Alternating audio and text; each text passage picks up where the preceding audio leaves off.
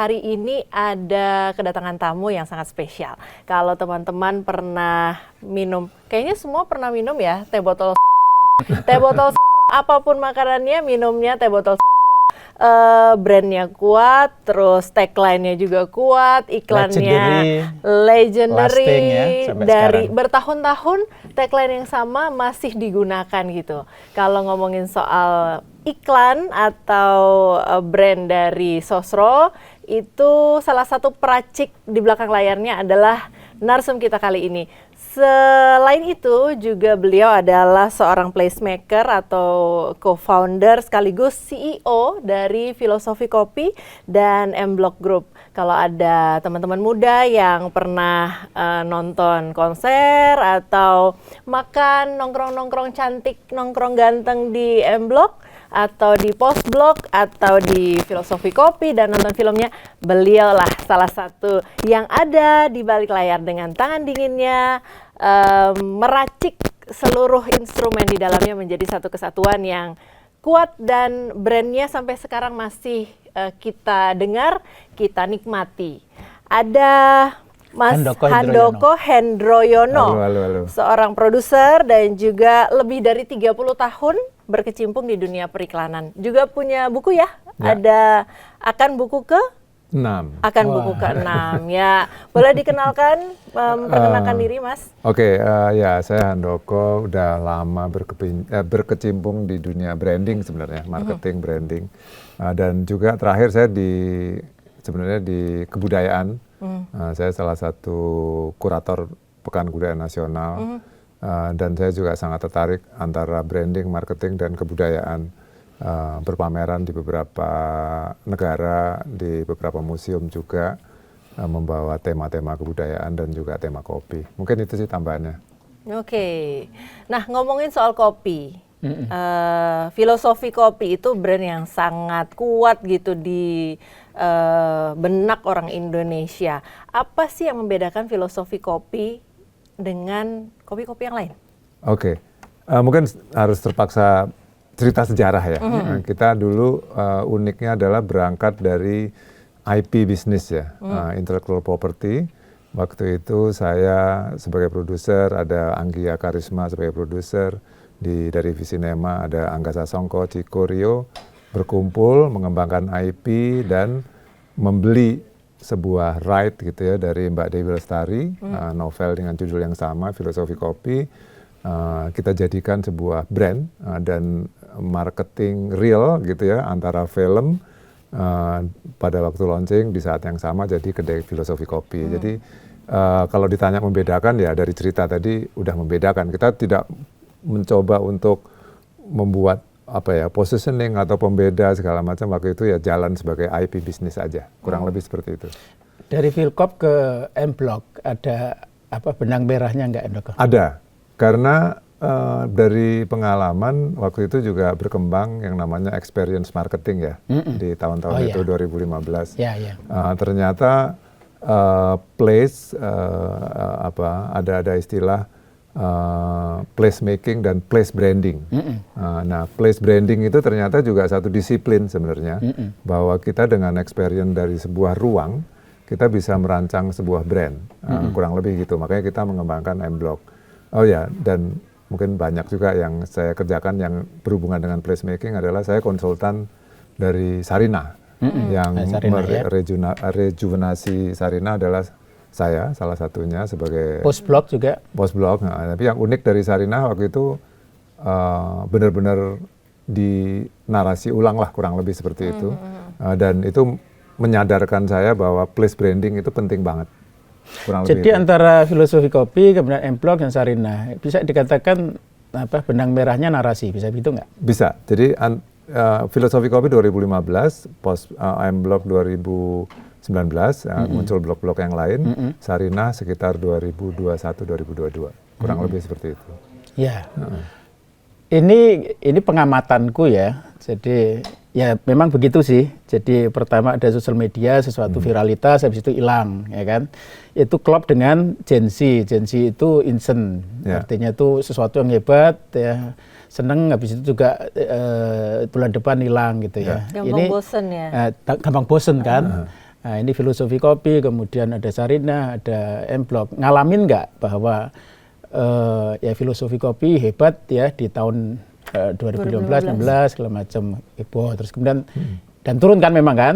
M-Block juga begitu pada waktu launching juga gitu. Jadi gimana? Ya, mungkin karena disiplinnya saya juga iklan tadi yang karena mengingatkan zaman dulu apapun makanannya. Sebenarnya hampir sama di Filosofi Kopi ada sebuah tagline gitu ya, yang tentunya beda karena periodenya berbeda, nggak seperti zaman dulu iklan dari atas ke bawah gitu. Kita di Filosofi Kopi itu di filmnya kalau diingat itu ada satu keyword gitu ya, temukan dirimu di sini.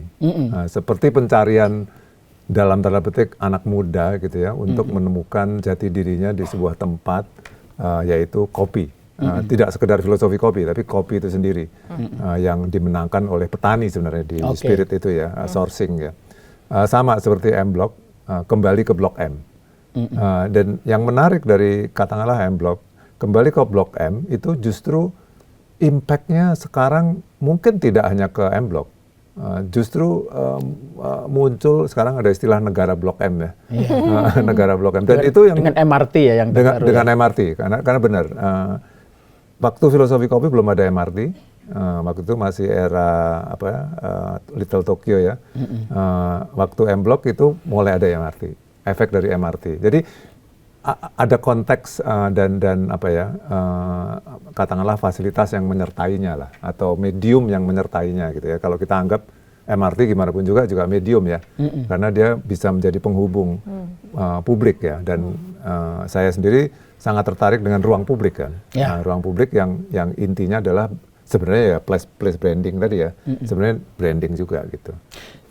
Kalau rohnya narasi, bisa nggak sih, bener nggak sih bahwa kan tadi challenge-nya kan bosenan tadi ya, memperpanjang brand itu bisa nggak narasi itu. Kan tadi kan M-Block itu menjadi relevan karena narasi ya, Philcop relevan karena narasi. Tapi betulkah narasi ini bisa brand yang Coca-Cola itu kan sudah 100 tahun kan, relevan terus ya. McD juga sampai sekarang ya. Tapi bisakah sebenarnya narasi itu untuk memperpanjang itu? Sekarang harus dilihat kenyataannya adalah nafasnya nggak bisa sepanjang itu. Realitanya.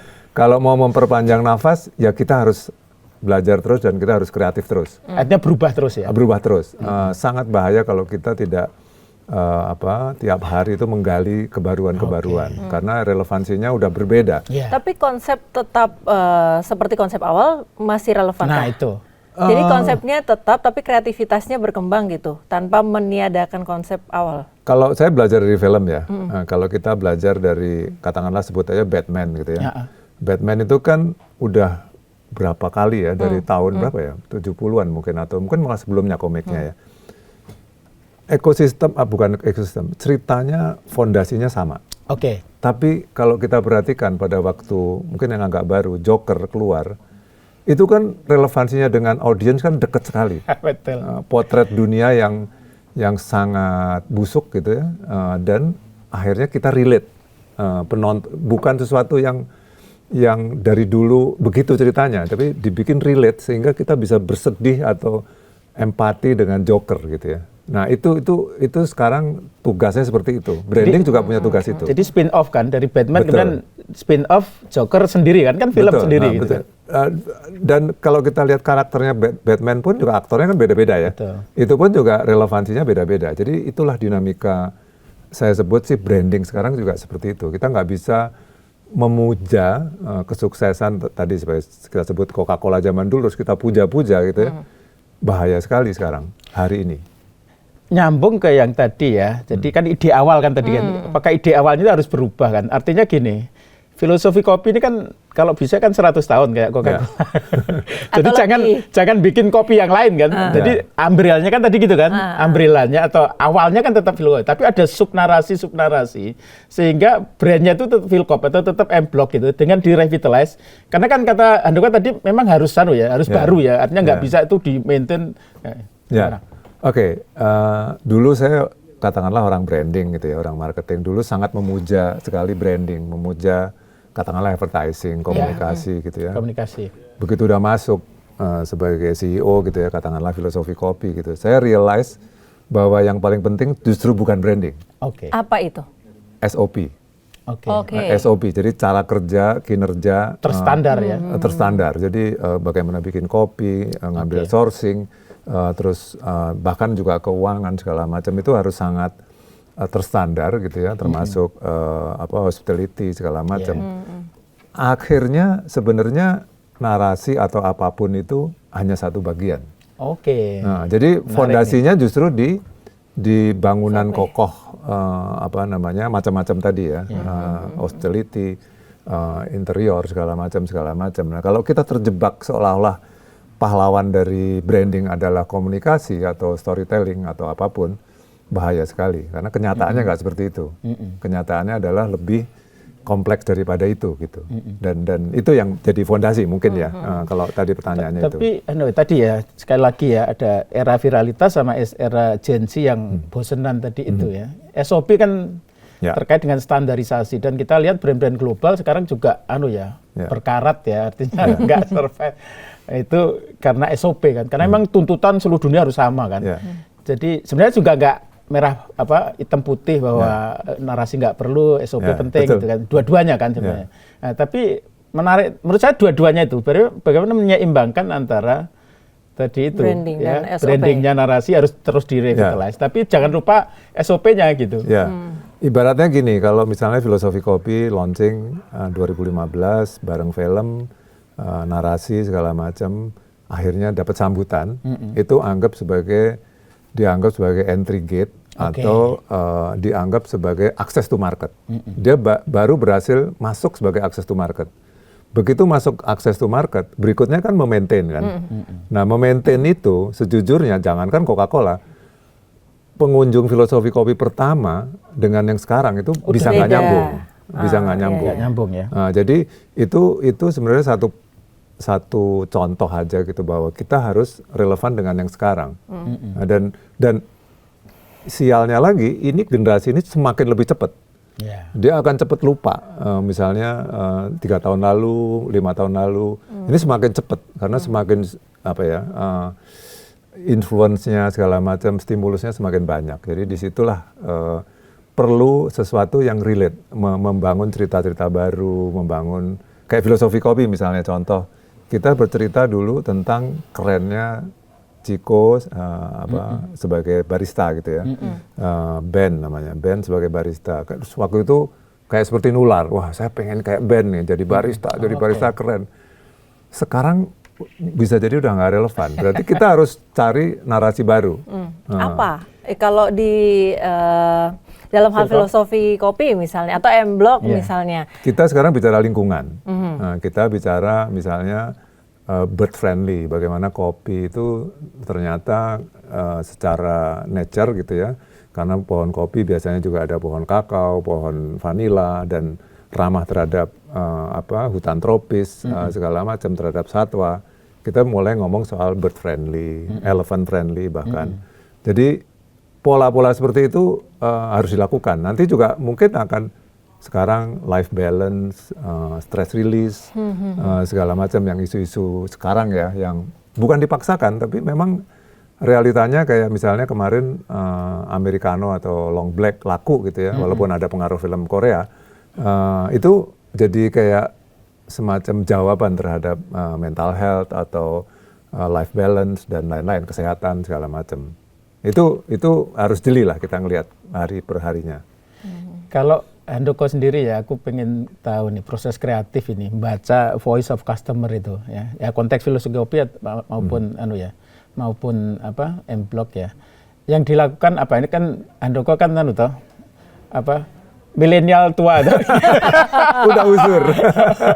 Gen X ya, sorry bukan milenial, even Gen X ya. Terus kemudian harus engage sama Gen Z kan. Ini kan pertama kita harus memudahkan diri dengan belajar terus kita sama-sama lah kayak gitu. Tapi kadang-kadang kesulitan kan. Gimana untuk bisa nyerap aspirasi konsumen yang baru untuk bisa ketemu insight-insight sehingga itu merevitalize brand. Ya, kalau ditanya gimana sih mungkin enjoy aja ya. Karena enjoy generasi sekarang, misalnya kalau generasi saya nih mungkin nggak semua tapi saya mohon maaf dulu. Kalau generasi saya kan cenderung misalnya bilang bahwa wah generasi sekarang tuh wah susah banget, nggak loyal lah, susah ini, labil lah ini segala macam. Tapi saya malah terbalik melihatnya, bahwa generasi saya lah generasi yang paling dosa, eksploitir. Karena dulu zaman industri, tadi saya misalnya belum lulus sudah kerja gitu, dan pekerjaannya dulu kan sangat terbaca ya, di perusahaan asing, Toyota atau perusahaan segala macam lah, Nestle, perusahaan minyak. Belum berkembang dan beragam seperti sekarang gitu ya. Intinya adalah saya berempati sekali sama anak sekarang yang hidupnya jauh lebih sulit. Ya, betul. Jauh lebih sulit. Jadi mereka juga untuk dapat pride itu dulu relatif gampang gitu, dari kampus ini kerja ini dapat pride gitu ya. Sekarang susah sekali. Jadi kompleks, dan itu yang membuat saya bukan enjoy ya. Seneng lah gitu ini anak-anak sekarang. Tapi bagaimana dengan kalau berhasil menyerap aspirasi dari generasi baru yang sekarang, ada nggak tantangannya dalam meracik sesuatu yang baru yang menjadi penguat brand untuk kelanjutan brand itu sendiri? Jadi misalnya sebagai contoh, saya cerita yang real aja ya. Misalnya suatu hari di Postblog, saya ada tim Postblog bilang ke saya, Mas, nonton deh, ini ada satu musisi gitu yang nanti Mas Handoko akan kagum deh sama dia, lihat deh dan perhatiin audiensnya. Saya masuk, kan di Postblog ada beberapa ruang musik gitu ya. Nah, penyanyinya itu nyanyi tentang bagaimana dia mau memasuki umur 20 tahun. Dan kegalauan dia gitu ya, umur 20 tahun yang sulit itu gitu ya. Penyanyinya namanya It Gitaf, mungkin tahu ya, Gita. It Gitaf nyanyi, dan saya amazed sekali karena penontonnya semua nyanyi dan begitu larut. Poin saya adalah, saya nangkep di generasi saya dulu tidak ada itu, mungkin saya dulu lebih suka band-band asing gitu.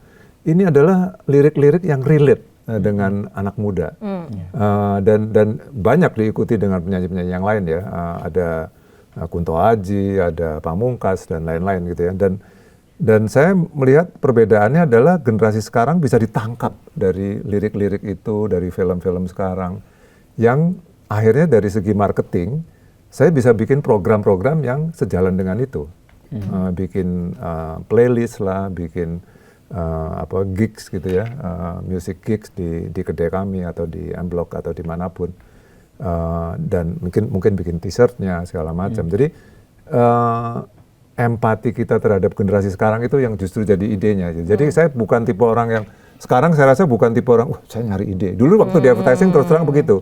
Kayak ada R&D gitu ya, proses dan gitu ya. Saya sebagai creative director di mobil tuh saya ingat saya pasang kertas gitu. Jadi ada ide nulis. Ada ide nulis. Kalau sekarang ide adalah kehidupan, kurang lebih gitulah. Kehidupan terutama Gen Z. Dan foto ya, jadi kayak oksigen ya. Kayak oksigen. Nek nggak ada ide berarti mati kita ya. Betul. Dan jangan lupa ya, dari data, beruntung saya di Filosofi Kopi bikin film sebagai produser gitu ya. Waktu itu cari layar susah, sekarang juga masih susah, tapi waktu itu 2015 kita belum menguasai layar, film Indonesia. Sekarang udah menguasai layar. Musik Indonesia sekarang menguasai juga. Mungkin sekitar 60-70% dikuasai musik Indonesia. Sekarang sastra menguasai juga. Dibanding misalnya novel-novel asing, sastra Indonesia menguasai.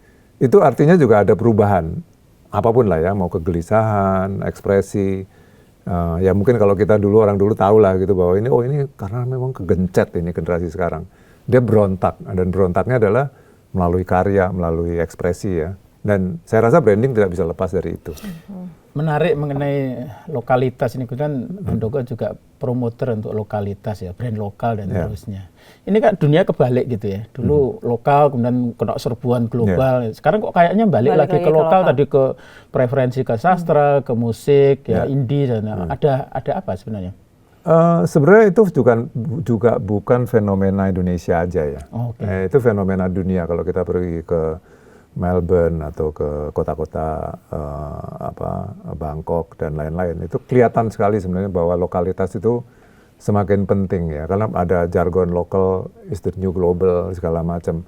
Karena juga isu lingkungan kan, lingkungan semakin rusak, isu anti eksploitir sesuatu itu kan muncul kan. Nah, jadi ya muncullah Greta Thunberg segala macam ya. Itu memang geopolitik lah, bisa dibilang itu geopolitik yang mau nggak mau pahlawannya adalah tiba-tiba ya selain Greta Thunberg, misalnya DiCaprio gitu kan. DiCaprio bukan dengan mobil-mobil mewahnya, dia justru butut di hutan. Kerennya sekarang itu seperti itu kan. Jadi go local lah gitu. Jadi sangat lokal. Ya itu tren yang nggak bisa diabaikan. Dan lokal ini kan kena keragaman ide kan. Ya, karena betul. orangnya keragaman ide kan. Jadi kan sebenarnya globalisasi ini kan ingin menyatukan semua standar tadi dengan SOP tadi. Yang namanya McD harus harus sama seluruh dunia kan. Yeah. Nah, tapi dengan lokal-lokal muncul ini kan kekayaan ide ini kan menjadi luar biasa. Kalau kita linkkan dengan pekerja kreatif dinilai 0%, 0 rupiah kemarin. Wah, itu Setuju nggak Indonesia ini dan ke depan nggak cuma Indonesia, masa depan itu di kreatif? Sangat setuju. Kalau kita jeli, saya ingat sekali Bung Glenn ya, partner saya, Bung Glenn almarhum. Dia ngotot sekali sebelum ada M-Block nih. Saya udah berkawan dekat dan berpartner di Filosofi Kopi. Glenn Fredly ya. Glenn Fredly sebagai musik director, sering ngobrol, brainstorming. Suatu hari dia datang ke saya dan bilang, yuk Mas, hidupkan Lokananta. Oke. Itu sebelum M-Block ada ya. Iya. Dan akhirnya nggak berhasil saat itu. Terus akhirnya setelah ada M-Block itu berhasil. Nah ceritanya begini, Bung Glenn frustrasi, dia tinggal di hotel Sunan di Solo. Dia frustrasi dan gamang, menurut ini penuturan Bung Glenn ya, gamang terhadap karirnya sendiri. Waktu itu beliau di telepon temennya, lu nyebrang deh, ada yang namanya Lokananta. Dia masuk ke Lokananta dan dia sangat sedih karena Lokananta saat itu sangat terlantar. Dia bilang katalog musiknya sangat hebat, tapi rusak. Dia bilang ke saya, Mas, yuk kita bikin gerakan. Namanya adalah berangkat dari sebuah lagu. Saya nggak nangkep terus terang idenya Bung Glenn. Ini maksudnya apa ya berangkat dari sebuah lagu? Yang mengejutkan saya adalah Indonesia berangkat dari sebuah lagu, yaitu Indonesia Raya. Artinya, Bung Glenn pengen bikin statement bahwa musik dunia kreatif itu harus dihargai. Berangkat dari sebuah lagu. Jangan lupa bahwa lagu itu di Lokananta, akhirnya kita menggarap Lokananta beneran. Kita dulu waktu kecil, waktu saya SMP, radio mati itu ada lagu Rayuan Pulau Kelapa. Itu benar-benar membrainwash kita semua, generasi itu kita. Kalau TV selesai itu. Atau TV selesai. Itu tentang keindonesiaan. Kita nggak punya imajinasi, kita nggak punya luxury untuk pergi ke pesawat ke sana kemari, itu waktu itu belum ada. Dan nggak tergambarkan Indonesia begitu luas segala macam. Tapi Rayuan Pulau Kelapa itu memberi imajinasi yang sangat kuat tentang brand yang namanya Indonesia. Jadi kalau tadi dibilang 0% itu sangat menyakitkan. Ya. Karena konteksnya adalah, saya bukan masalah orang harus dihargai, ekonomi kreatif harus dihargai. Orang lupa bahwa imajinasi itu value-nya sangat luar biasa besar. Kita nggak usah ngomong Hollywood, K-pop, cool Japan, segala macam ya. Tapi esensinya kita nggak dapet bahwa sebenarnya peran imajinasi atau ide itu sangat besar dan itu sangat menghina. Menurut saya sangat menghina dan harus jadi diskursus yang menurut saya tidak melulu asosiasi ini protes, asosiasi ini protes. Sama sekarang terjadi lagi kan, I.O. kan. I.O. juga. Bung Karno tuh I.O. mendatangkan membawa artis-artis Indonesia ketemu Kennedy dan di sana membawa diplomasi Lenso dan lain-lain. Bung Karno tuh I.O. kasarnya gitu loh.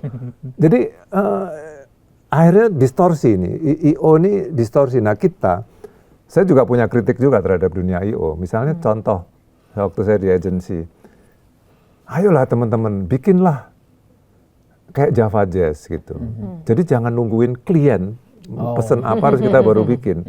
Karena Java Jazz atau katakanlah dulu Woodstock segala macam itu membawa impact yang sangat besar terhadap society. Nah itu ini juga penghinaan yang lain nih I.O. ini. Tapi harusnya bawa diskursusnya lebih jauh, bukan asosiasi aja gitu. Tapi mungkin kalau kayak gitu kan ini Mas, orang mikirin juga ini kan dunia bisnis ya. Ya. Jadi mikir kepastian mendatangkan keuntungan atau tidak gitu. Ya semua pasti ujung-ujungnya bisnis lah. Iya. Bung Karno dulu kan berpikirnya bisnis. Kalau mau sustain harus bisnis. Ya. Karena diplomasi, jangan lupa ya, branding itu kan diplomasi kan. Diplomasi ujung-ujungnya bisnis, penguasaan. Nggak mungkin diplomasi itu tidak ada hubungannya dengan bisnis atau sustainability atau pride, kebanggaan atau value kan. Sebenarnya kan pada akhirnya kan value itu kan sesuatu yang karya yang bisa diuangkan atau bisa menjadi value kan, apapun lah ya, memakmurkan dan lain-lain. Jadi menurut saya antara bisnis dan itu tuh bukan satu yang terpisah ya, katakanlah antara ekonomi dan kebudayaan, antara diplomasi dan nggak bisa dipisahkan. Itu nature-nya dulu dari zaman dulu tukar segala macam itu peradaban dulu ya sama. Kalau bicara agak serius dikit, agak makro dikit mengenai Indonesia gitu ya. Jadi tadi ya kita optimis dengan ekonomi kreatif ya. Dan Handoko juga bangun M-Block kan ekosistem sebenarnya ya. K-pop ekosistem ya. Andim di Jepang juga ekosistem. Kira-kira kan udah ngeluti di sini. Kira-kira prospek kita punya ekosistem kayak K-pop di Korea atau anime di Jepang dengan kondisi yang sangat terbatas, kira-kira harus mulai dari mana? Ya, tantangannya karena juga udah melewati cukup panjang dari Bu Mari Pangestu dari Mari Pangestu terus ke Kang Triawan ya waktu itu ya, Kang Triawan, terus berikutnya Bang Sandi, terus Mas Wisnu Tama, dan sekarang sayangnya kita berkutat di omongan yang sama terus. Jalan di tempat ya? Jalan di tempat. Untuk mengatakan iya, jadi masih sama. Oh, ekonomi kreatif tuh bernilai loh. Oh, ini loh. Sama. Tapi? Seperti progresnya, peran government kurang lah. Kalau tadi Glenn ngomong starting dari lagu gitu ya. Katakanlah dangdut, campur sari itu misalnya. Bisa nggak kira-kira bisa kayak K-pop di harusnya itu kan strategi kebudayaan dan strategi kreatif yang harusnya dirancang secara baik ya. Dan kalau ngomong itu kan udah bicara strategi perang ya. Dan itu gimana segala macam harusnya disusun. Tapi bukan glorifikasi lah kasarnya gitu. Dan harusnya memang kita ini kebanyakan glorifikasi. Tapi nggak konkret kerjanya. Jadi menurut saya belum nemu sih. Belum nemu yang firm banget gitu. Nah sekarang ya saya ini agak kritis gitu ya, karena juga Gen Z, saya nggak tahu sebagai Gen Z gitu kan nyari kerjaan semakin susah segala macam. Betul. Saya atasnya Gen Z kebetulan. Betul kan larinya kan milenial muda. Larinya kan karena susah kerjaan kan cari pekerjaan sendiri. Terus akhirnya jangan disalurkan seolah-olah ekonomi kreatif berkembang. Itu distorsi juga tuh. Jadi harusnya ada formula yang lebih baik ya, baik itu melalui placemaking, melalui teman-teman film. Ya, sebenarnya stakeholder harusnya diajak duduk bareng-bareng untuk apapun lah yang dilakukan. Dalam hal ini pemerintah bisa melakukan apa yang sesuatu gitu untuk menggerakkan ekonomi kreatif itu sendiri? Saya rasa memang harus holistik ya, kayak misalnya contoh antara kita misalnya sumber daya alam, katakanlah sampai ke proses kreatif, sampai ke konsumen gitu ya. Itu aja juga nggak ada kesinambungan. Dan sebenarnya yang agak bahaya adalah kita nih cenderung terjebak, nggak tahu nih mungkin Mas Iwo punya pandangan lain, terjebak ke negara trader ya kita. Negara trader sehingga kita ekonomi kreatifnya itu bukan prioritas gitu. Mindsetnya dagang gitu ya? Mindsetnya lebih dagang, komoditi.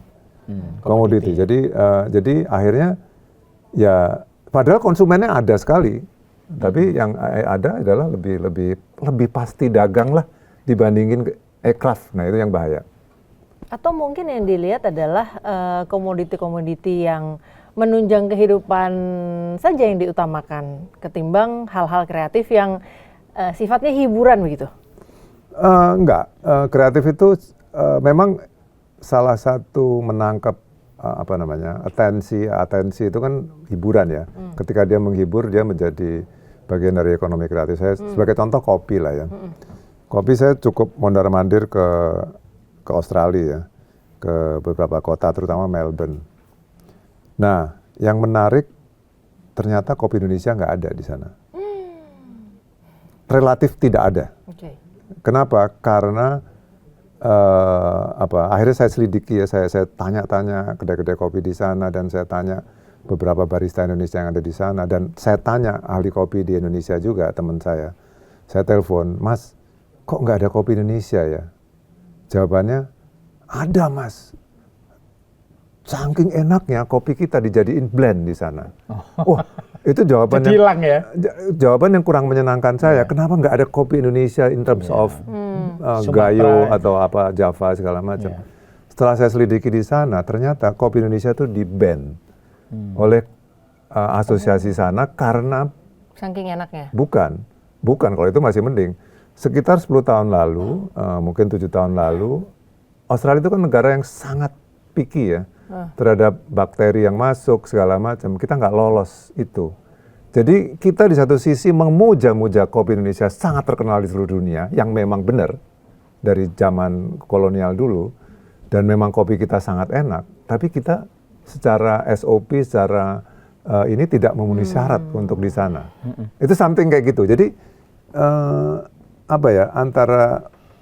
antara narasi dan misalnya kekayaan alam tuh juga, ini kita belum ngomong kakao, belum ngomong segala macam. Jadi intinya adalah, poin saya adalah kita kekayaannya mengarah ke ekonomi kreatifnya kurang maksimal menurut saya. Kurang diseriusin.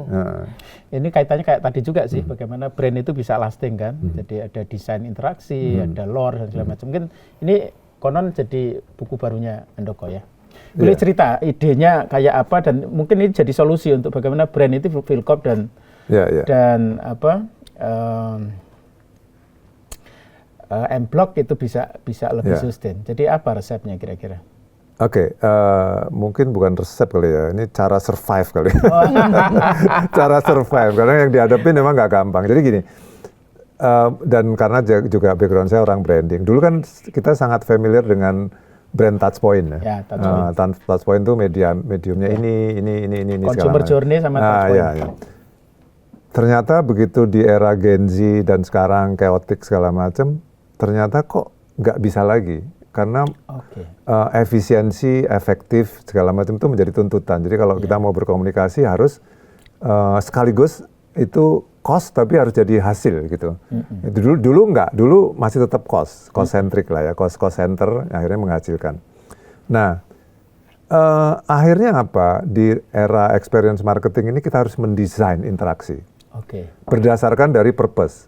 Jadi kalau misalnya sekarang butuh ruang kultural, kedai kopi yang butuh ruang kultural, itu harus desain interaksinya. Satu pertanyaan sebelum itu adalah, itu kebutuhan atau enggak bagi konsumen? Kalau itu kebutuhan, desain interaksinya kita susun. Nah, kita susun, akhirnya saya mengambil satu istilah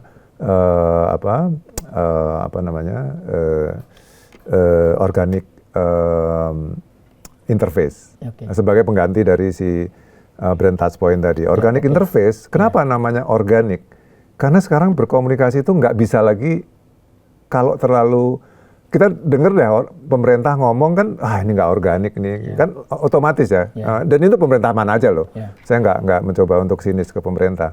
Kalau brand gede juga ngomong, itu pasti ada motifnya itu segala macam, kan gitu kan. Nah, itu nggak otentik jualan ya? Nggak otentik jualan. Nah, berarti harus organic interface, dalam arti ya mungkin kita harus bikin yang namanya pameran yang relate dengan anak muda. Kita harus bikin show musik yang tadi misalnya, yang berkolaborasi dengan musisi yang sangat relate dengan anak muda dan lain-lain. Interiornya nggak intimidating dan lain-lain. Jadi mau nggak mau organic interface menjadi sesuatu yang istilah saya seamless gitu, yang tidak terasa, tapi sebenarnya ini ada punya kekuatan yang sangat bukan saya bilang kuat ya, sangat relate lah, kurang lebih seperti itu sih. Itu perlu di SOP kan, desain interaksi itu. Nah, kalau terjebak SOP kan jadi another nggak organik. Jadi sekarang memang challenge marketing itu sangat cair ya, sangat organik, sangat. Jadi organik yang kita orkestrasi, kan susah ya. Kreatif sekali ya istilahnya. Maka kuncinya kreativitas ya. Jadi Iya, SOP benar. itu kan bukan kreativitas kan, karena dibikin sama terus kan. Tapi justru kan tetap interaksinya ada, tapi kan rohnya tetap di kreativitas ya, harus berubah terus. Betul, Ya. harus berubah dan harus berempati tadi lah. Harus Berempati. cukup Dialog dengan perubahan konsumen. dengan perubahan, dengan fenomena, dengan ya sebenarnya film Indonesia yang laku-laku sebenarnya sudah menggunakan itu. Saya kadang-kadang salut ya teman-teman seperti Ernest gitu ya. Film-film yang kita lihat itu relate banget gitu ya. Wah, tentang dia nggak sukses-sukses, uangnya terbatas, atau nasib anak tengah yang tergencet, sandwich apa segala macam gitu kan.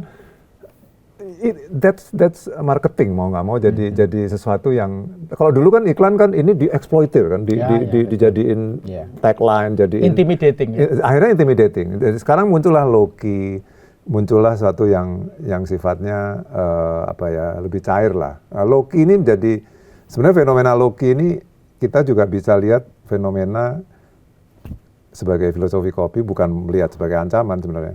Kita lihat aja brand-brand besar, Prada, Ralph, Coach, dan lain-lain buka kedai kopi.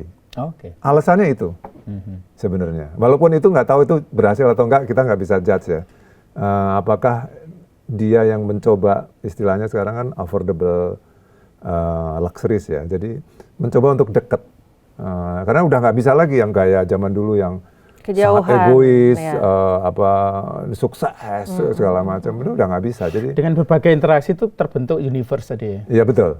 Ya, universe ini menjadi sangat penting di branding, sama seperti film, karena universe itu kelebihannya adalah dia bisa memunculkan imajinasi di konsumen dan relate, dan dia bisa diteruskan, bisa dibikin serinya lah, kurang lebih seperti itu ya. Jadi cerita yang berkepanjangan gitu, kurang lebih gitu. Baik, terakhir Mas Handoko, ada pesan untuk pekerja kreatif yang sempat Yang 0 rupiah ya. dikasih 0 rupiah itu membuat semangat gitu?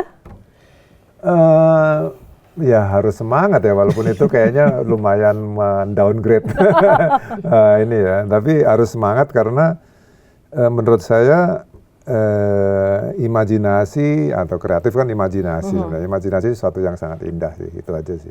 Oke. Jadi keindahan itu harus selalu dilanjutkan. Iyalah. Dan dikembangkan. Iya. Baik, terima kasih Mas Handoko Ya, sudah makasih berbincang-bincang udah diundang. dengan kami, dengan pemirsa. Udah ngobrol dengan Kenzi. Terima kasih. Saya muda ya. Makasih Mas Oke. Handoko sudah Thank you. hadir dan Thank berbincang you. bersama kami. Saya Priska Papilaya. Yes, Wahadi. Ya, pamit. Sampai jumpa di podcast berikutnya.